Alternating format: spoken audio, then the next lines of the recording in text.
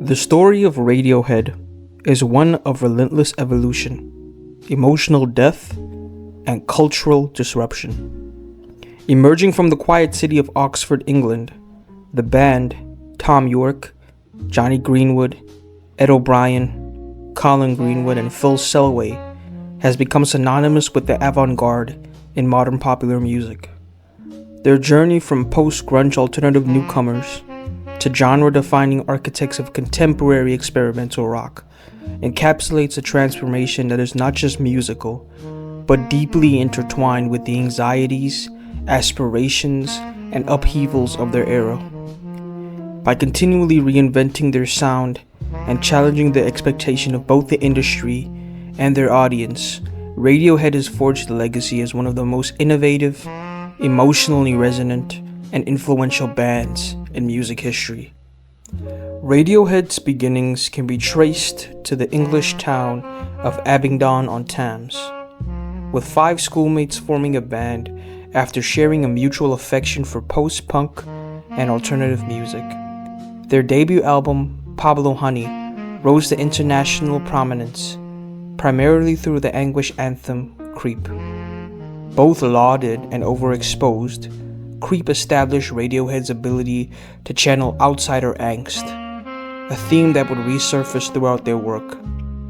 Lyrically, the song unflinchingly details feelings of alienation, self-loathing, and unrequited longing. Literary devices such as metaphors and haunting imagery lend it to a poetic universality that ensures its continued resonance. However, with their second album, The band decisively outgrew the trappings of early alternative success and Britpop's dominance.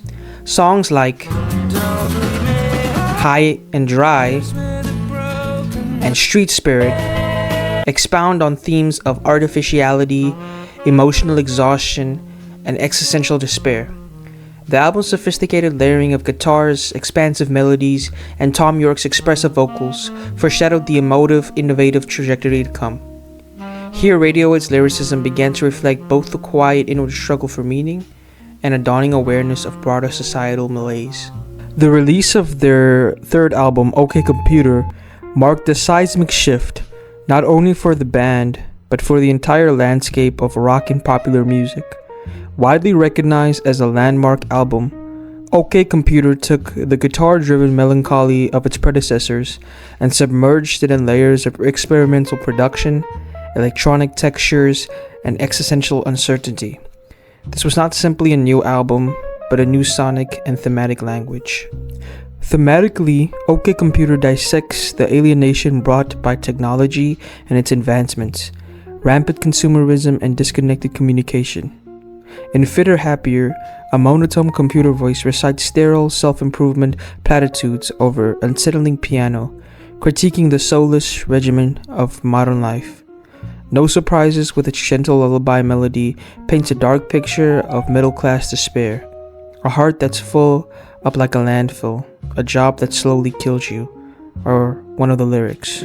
After the world-changing success of OK Computer, few bands would have risked abandoning the formula that had brought them such acclaim. Radiohead, however, have always thrived on discomfort and uncertainty. For their next project, they turned inward, rejecting the very idea of what a rock band should sound like. Kid A, which was released in 2000, and its sibling, Amnesiac, which was released in 2001, emerged from these transformative studio sessions. The band immersed themselves in the electronic avant-garde, drawing inspirations from artists like Aphex Twin, Atticure, and jazz of Miles Davis as well.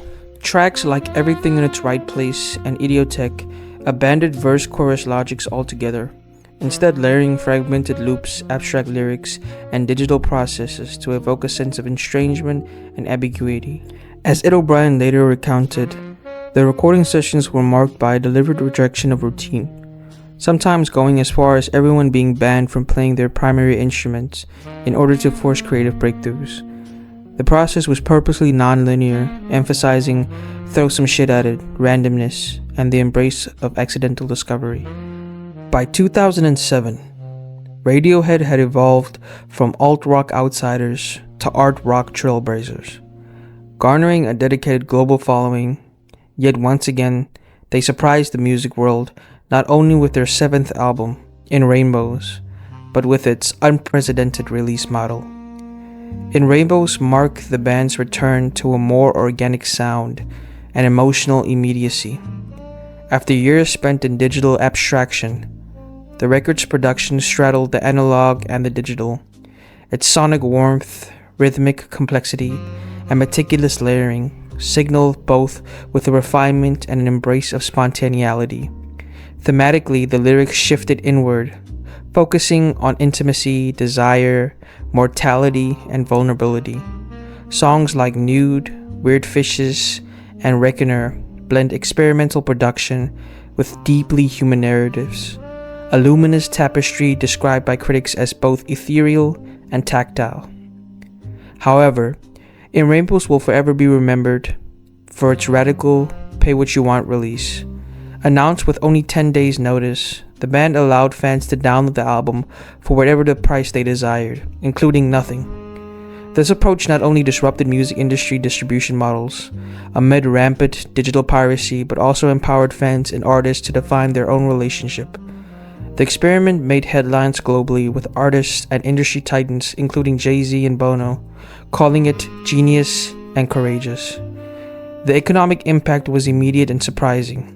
Reports estimated that the band made an instantaneous $3 million on the album, and critical acclaim followed, with In Rainbows winning multiple awards and being praised as one of the band's most cohesive, emotionally resonant work.